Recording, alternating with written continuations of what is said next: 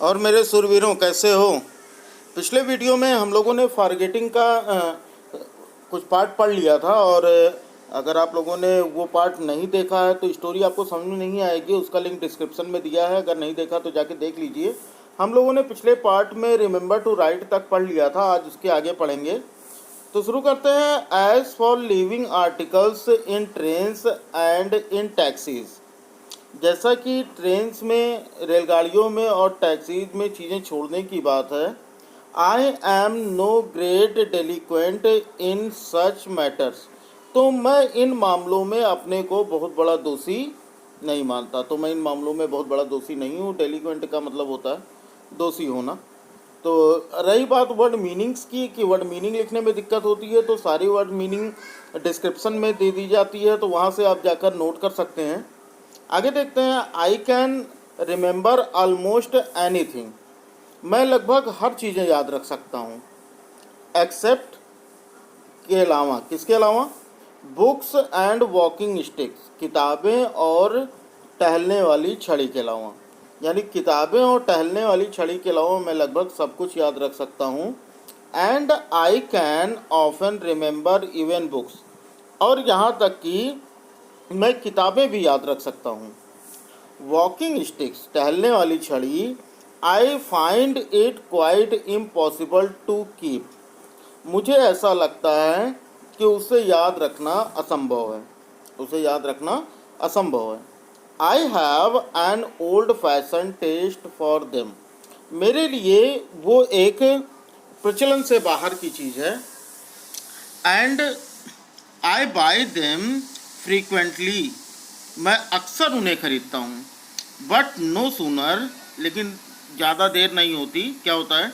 Do I pay a visit to a friends house और go a journey in a train, जब मैं अपने दोस्त के, किसी दोस्त के यहाँ घूमने जाता हूँ या ट्रेन में, रेलगाड़ी में कोई यात्रा करता हूँ, then another stick is on its way into the words on word of the lost, तो एक और छड़ी गुम होने वाली लिस्ट में शामिल होने के लिए आ जाती है। यानी वो छड़ी जो है, वो जो गुम हुई चीज़ें हैं उनके संसार में वो चली जाती है। कहने का मतलब वो भी गुम होने हो जाती है।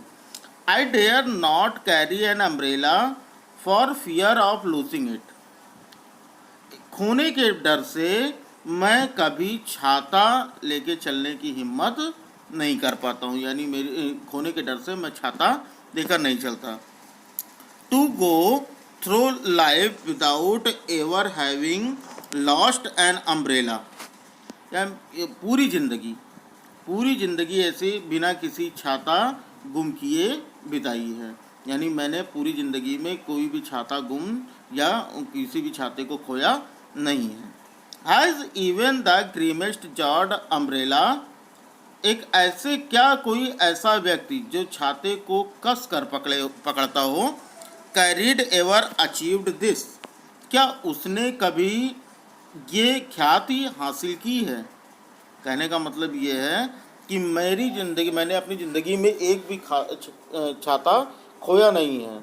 और नहीं लगता है कि जो व्यक्ति बहुत ही कस के छाते को पकड़ कर चलता होगा उसको ऐसी उपलब्धि मिली होगी। यानी छाता हर व्यक्ति से खोया होगा। आगे देखते हैं।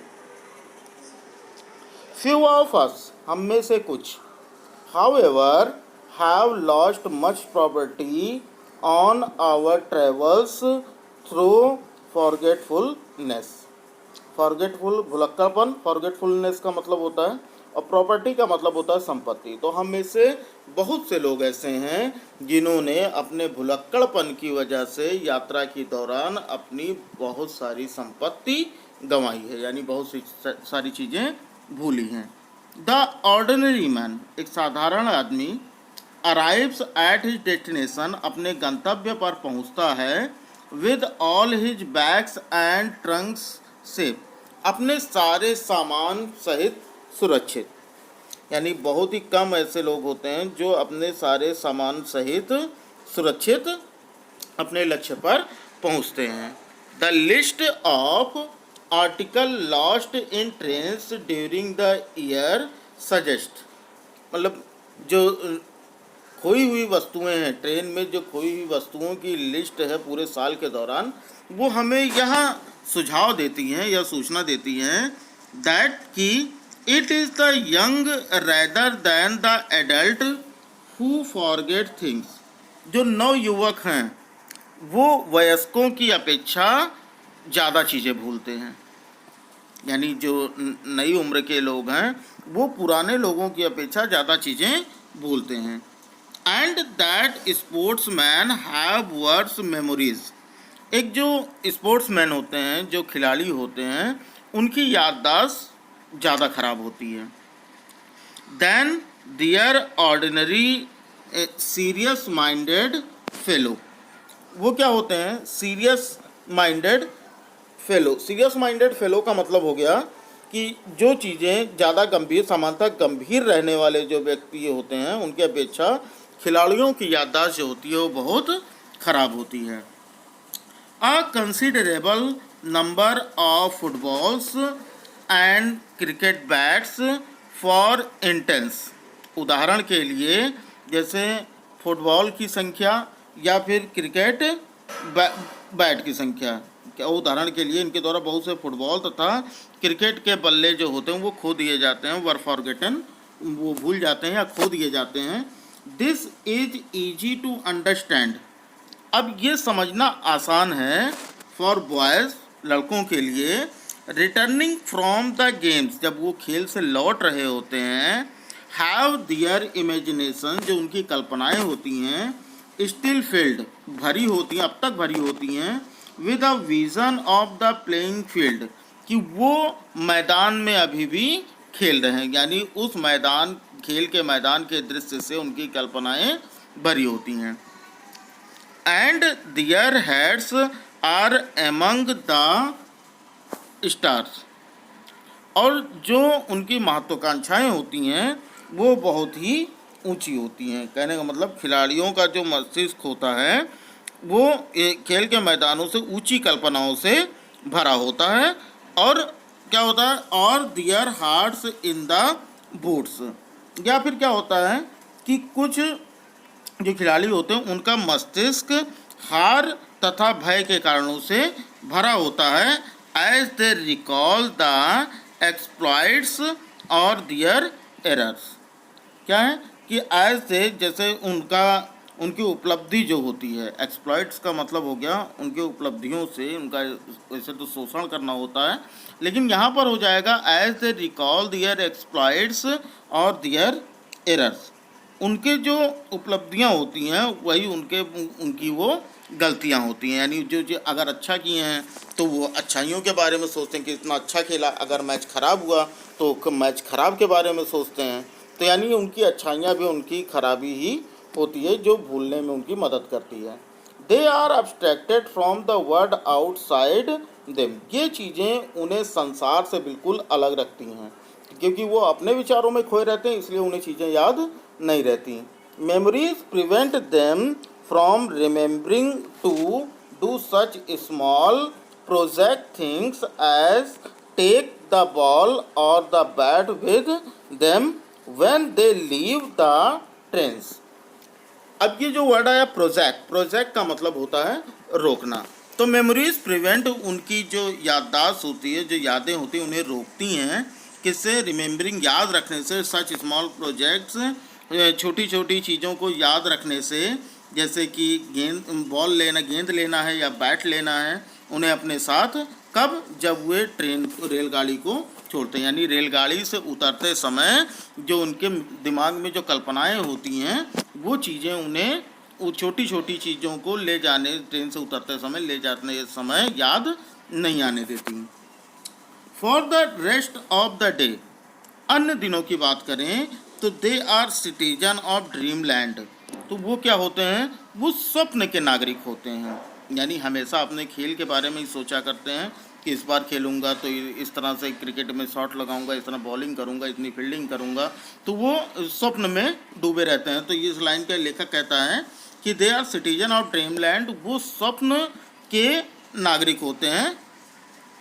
The same may be said, या ऐसा भी कहा जा सकता है, नो डाउट, इसमें कोई संदेह नहीं है, of anglers who forget the fishing rods. क्या है? जैसे एंगलर्स का मतलब होता है मछुआरे। अब यहाँ लेखक मछुआरे का उदाहरण देता है और ये कहता है कि जो मछुआरे होते हैं वो अपने मछली पकड़ने वाली छड़ी को भूल जाते हैं। एंगलर्स आर जनरली सैड, जो मछुआरे होते हैं इन्हें साधारणतः ऐसा कहा जाता है या कहते हैं, I do not know with what justification. Justification का मतलब होता है स्पष्टीकरण देना। तो आई डू नॉट नो, मैं नहीं जानता हूँ, विद व्हाट जस्टिफिकेशन, की इसमें क्या स्पष्टीकरण है।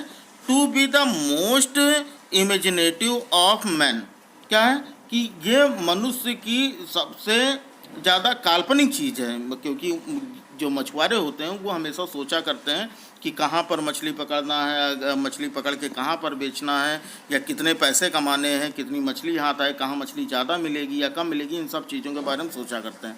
And the man who is inventing magnificent lies on the journey to home after a day's fishing is bound to be a little absent-minded in his behavior.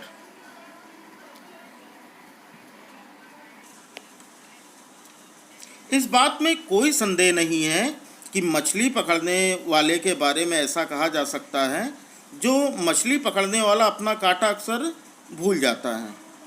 जो मछली पकड़ने वाला कांटा अक्सर भूल जाता है।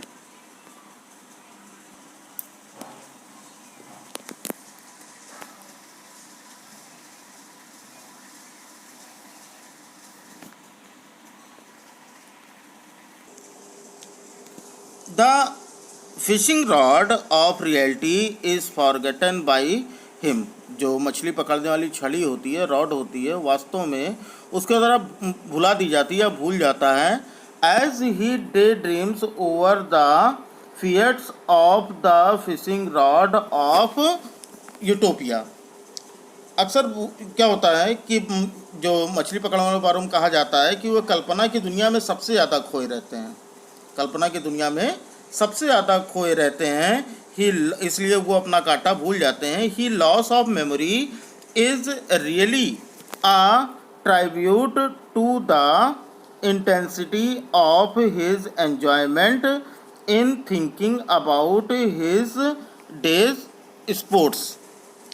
जब मछली पकड़ने के बाद वो अपने भुलक्कड़पन को बताने पर विवश हो जाता है। और क्या होता है कि really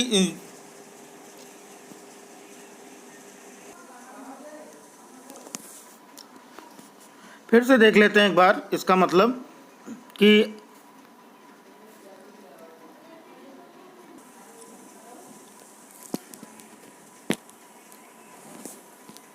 and the man who is inventing magnificent lies on the journey to home after a day's fishing।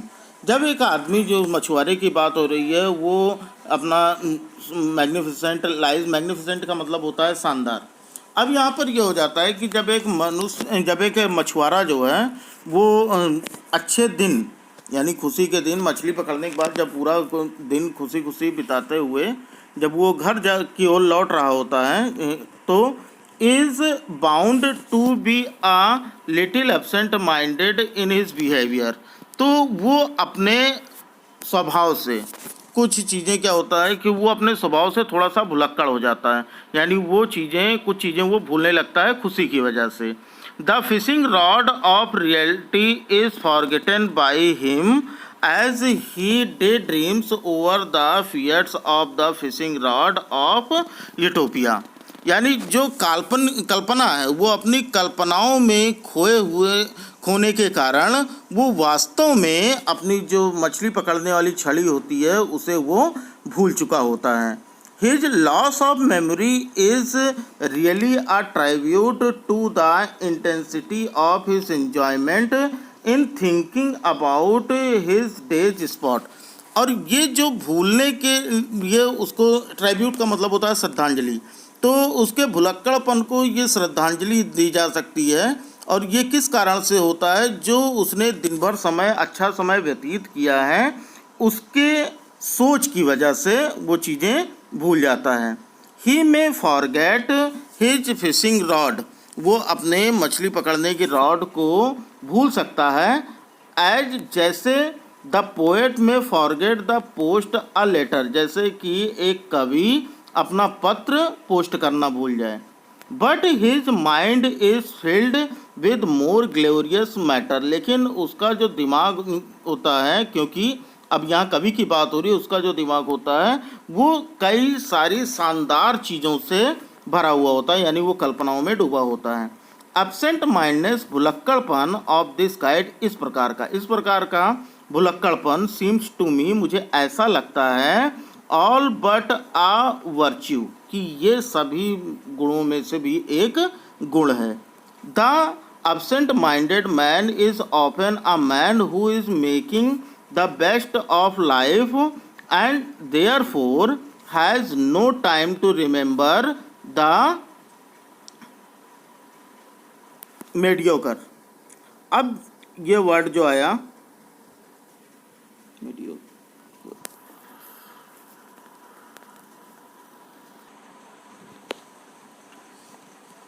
एक भुलक्कड़ व्यक्ति अपने जीवन को सबसे अच्छे तरीके से संवार रहा होता है, जिसकी वजह से सामान्य कार्यों को याद रखने का उसके पास कोई समय ही नहीं होता है। फिर who would have trusted Socrates और Coleridge to post a letter, क्या डाक पेटी में पत्र डालने के लिए क्या कोई भी सुकरात तथा कॉलरिज पर यकीन कर सकता था? They had soul about such things, उनका मन इन चीज़ों से ऊपर रहता था। तो ये रहा आज के वीडियो में। कल हम इसके आगे पढ़ेंगे, इसके आगे अगले वीडियो में इसके आगे का पार्ट पढ़ेंगे, क्योंकि वीडियो काफ़ी लंबी हो जाती है। तो आप लोग थोड़ा थोड़ा करके पढ़ते रहिए। और ये रहे कुछ लोगों के कमेंट्स जिन्होंने रिक्वेस्ट किया था कि वीडियो को जल्दी अपलोड करने के लिए। और अगर आप लोगों को वीडियो पसंद आई हो तो वीडियो को लाइक कर दें, और चैनल पर अगर नए हैं तो चैनल को सब्सक्राइब कर बेल आइकन को ज़रूर प्रेस कर दें, ताकि हमारे हर वीडियो की नोटिफिकेशन आपको मिल सके। और एक चीज़ और भी कि वीडियो को पूरा देखिए, और मीनिंग्स डिस्क्रिप्शन में दी गई हैं, मीनिंग्स को नोट कर लें, क्योंकि एक्सप्लेनेशन के समय ये मीनिंग्स बहुत ज़्यादा काम आने वाली हैं। और अभी से प्रैक्टिस किए रहेंगे तो 12th के लिए भी एक्सप्लेनेशन लिखना आसान होगा। और अगर आपने अभी तक अपने दोस्तों में शेयर नहीं किया है तो दोस्तों में भी शेयर कीजिए, क्योंकि जब मिल बांट कर पढ़ेंगे तो वो चीज़ें पढ़ने का मज़ा आएगा। और कमेंट्स में ज़रूर बताइए कि अभी वीडियो में और क्या सुधार किया जा सकता है, आप लोगों को क्या चीज़ें समझ में नहीं आ रही हैं, उनके बारे में भी मैं भी उसे सुधारने की कोशिश करूँगा। तो फिर मिलूँगा अगले वीडियो में। जय हिंद, वंदे मातरम।